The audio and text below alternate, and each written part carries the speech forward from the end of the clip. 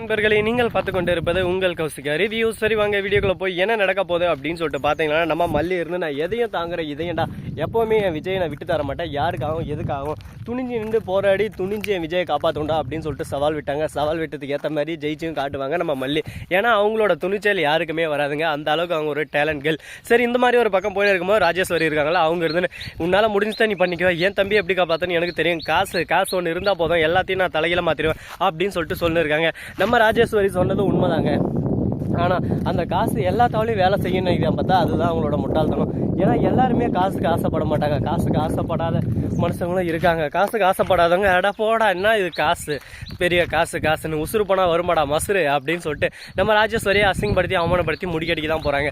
இதை பார்த்துட்டு ராஜேஸ்வரி ஒரு பக்கம் ஐயோ என்னடா இது இந்த அளவுக்கு நம்ம தோற்று போய் நிற்கிறோம்லே அப்படின்னு சொல்லிட்டு கூனி குருவி போய் நிற்க தான் போகிறாங்க. அது நடக்க தான் போகுது. சரி, இந்த மாதிரியெல்லாம் ஒரு பக்கம் நடந்துன்னு இருக்கும்போது மறுபக்கம் என்ன நடக்குதுன்னு சொல்லிட்டு பார்த்தீங்கன்னா, நம்ம வெண்பா குட்டி இருக்காங்களா, அவங்க தானே ஒரு பக்கம் விஜய் அப்பா வரமாட்டாரா, டாடா இல்லாமல் எனக்கு சாப்பிடவே இறங்கல, மல்லியம்மா நீங்கள் தான் என்ன காப்பாற்றணும் அப்படின்னு சொல்லிட்டு அழுறாங்க. சரி ஓகே, இதுக்கு நடுவில் என்னென்ன பிரச்சனையெல்லாம் வரப்போகுது, எப்படி காப்பாற்ற போகிறாங்க, என்ன ட்விஸ்ட்டு வைக்க போகிறாங்க அப்படின்னு சொல்லிட்டு தெரியாமல் ஒரு பக்கம் பரபரப்பா அப்படி சும்மா கிடுகிடுத்து போயின்னு இருக்க ஒரு பக்கம். சரி இருக்கட்டும், எவ்வளவோ நடந்தாச்சு வாழ்க்கையில், இதுக்கு மேலே என்னடா பண்ண போகிறோம், எதுடா பண்ண போகிறோம் அப்படின்னு சொல்லிட்டு பார்த்தீங்கன்னா, நம்ம விஜய் இருக்கார்ல, அவர் இருந்துன்னு ஒரு பக்கம் ஜெயிலில் நான் பண்ணது எல்லாமே தப்பு தான் சார், நான் தப்பு இல்லைன்னு நான் சொல்ல வரல, ஆனால் இருந்தாலும் நான் பண்ணது என்ன சொல்ல வேண்டிய விஷயம் நிறையவே இருக்குது. தற்செயலாக நடந்துச்சு, நான் என்னால் முடிஞ்ச உதவி என்னால் முடிஞ்ச பெஸ்ட்டு அவருக்கு நான் தந்தே ஆகணும் அப்படின்னு சொல்லிட்டு சொல்கிறாங்க. நீங்கள் என்ன ஜெயிலில் போட்டாலும் பிரச்சனை இல்லை, அவருக்கு என்ன ஆகலை, எப்படி இருந்தாலும் ஒரு 1 மந்த் அப்படி தான் ஜெயிலில் இருக்கிற மாதிரி இல்லைனா ஃபைன் கட்டுற மாதிரி வரும். அந்த ஃபைன் கட்டுறதா இருந்தால் என்ன 30,000 40,000 அதை நான் கட்டுறதுக்கு நான் வெளியே வந்தேன்னா அவனுக்கு ஒரு 6 லட்சம் கொடுத்துட்டு அவனுக்கு ஒரு வேலையும் போட்டு தருவோம்ல, அப்போ அவனோட வாழ்க்கையும் செட்டில் ஆயிடல அப்படின்னு சொல்லிட்டு சொல்கிறாங்க. இதை கேட்டதான் அந்த போலீஸ் ஒரு பக்கம் யோசிக்கிறாரு. அவர்னா திமிரா பேசினா, இவர் கரெக்டாக தானே பேசுகிறாரு, இவர் சொல்கிறதுல எல்லாத்துலேயுமே நியாயம் இருக்குது. சரி ஓகே, இந்த கேஸ் அவங்க வாபஸ் வாங்கின மாதிரி இவரே பேசி எல்லாமே முடிக்கலாம்னு சொல்லிட்டு முடிவு எடுக்கிறாங்க.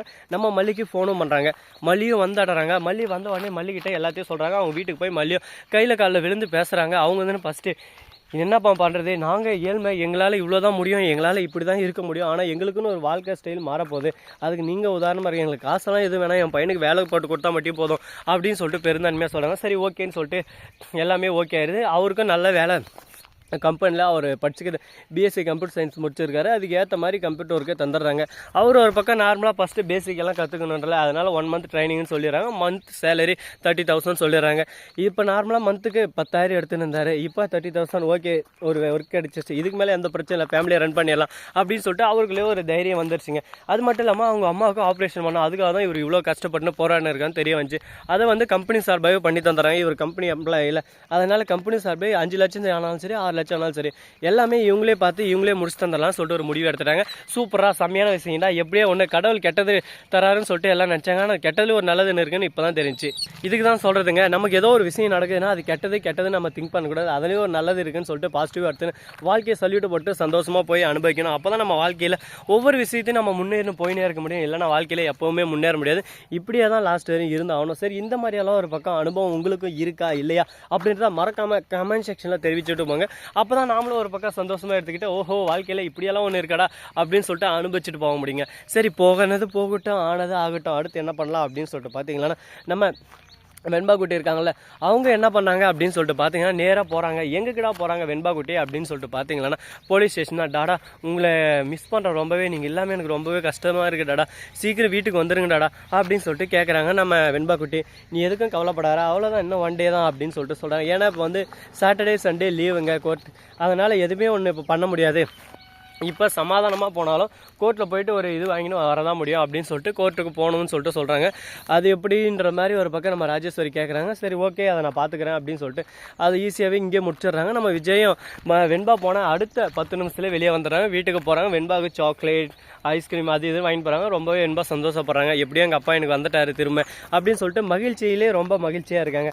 இதை பார்க்கும்போது நமக்கும் ஒரு பக்கம் நெகிழ்ச்சியாக இருக்குது. பரவாயில்லையடா, அம்மா பாசம் அப்பா பாசம்னா இப்படி தாங்க, ரொம்பவே ஒரு பக்கம் சொல்ல முடியாத அந்த வார்த்தையால் அந்த அளவுக்கு ஒரு பக்கம் ஈர்ப்பு பாசம் அக்கறை பணிவு எல்லாமே இருக்கும். எல்லாமே சொல்லுவாங்க அப்பாவை போல் இருந்துடலாம்னு சொல்லிட்டு அம்மாவை போல் இருந்தாலும் சொல்லிட்டு அவங்கவுங்கள மாதிரி அவங்கவுங்க தாங்க இருக்க முடியும், யாரும் மாற்றி இருக்க முடியாது. அப்படி தான் வாழ்க்கை, ஈஸியாக தான் இருக்கும். நாம் என்னடா வீட்டில் அம்மான்றாங்க, அம்மாவை மாதிரி இருக்கவே முடியாதா, நம்மளால் செய்யவே முடியாதான்னு சொல்லிட்டு நம்மளுக்கு தோணும். ஆனால் அம்மான்றவங்க அம்மான்ற இடத்துல அவங்களால மட்டும்தான் இருக்க முடியாது. இன்னொருத்தரால் அங்கே இருக்க முடியாது. அப்பான்ற இடத்துல அப்பாவால் மட்டும் தான் இருக்க முடியாது, இன்னொருத்தால் இருக்க முடியாது. ஆனால் அம்மா அப்பாவும் இருக்கலாம், அம்மாவும் இருக்கலாம். அது 2 ஆப்ஷனும் இருக்குது. இங்கே பரவாயில்ல, நல்லாவே சந்தோஷமாக இருக்காங்க. இதுக்கு நடுவில் இனிமேல் எதுவும் பிரச்சனை வராது, சுமூகமாக சந்தோஷமாக போக போகிறாங்க அப்படின்னு சொல்லிட்டு ஒரு பக்கம் கடவுளை வேண்டி இருக்காங்க. நம்ம மல்லி விஜய் இவங்க 2 பேருக்குள்ள புரிதல் நிறைய விஷயங்கள் நிறைய வந்துட்டு இருக்குது. இதுக்கு இன்னும் என்னென்னலாம் தேவைப்படுது, ஏதெல்லாம் தேவைப்படுது, இவங்க இப்படியே இருந்துருவாங்களா சந்தோஷமா அப்படின்னு சொல்லிட்டு பார்த்தீங்கன்னா வாய்ப்பு இருக்குது. ஸோ நண்பர்களே, இந்த வீடியோ பிடிச்சிருந்தா லைக் பண்ணுங்கள், கமெண்ட் பண்ணுங்கள், ஷேர் பண்ணுங்கள், டிங் பெல்ல தட்டி விட்டு போங்க. அப்போ தான் நாம் போகிற அடுத்தடுத்த வீடியோ உடனுக்குடன் வரும். மிக்க நன்றி. தேங்க்ஸ் ஃபார் வாட்சிங். Tata, see you. நன்றி, வணக்கம், வந்தனம், வருக, தருக.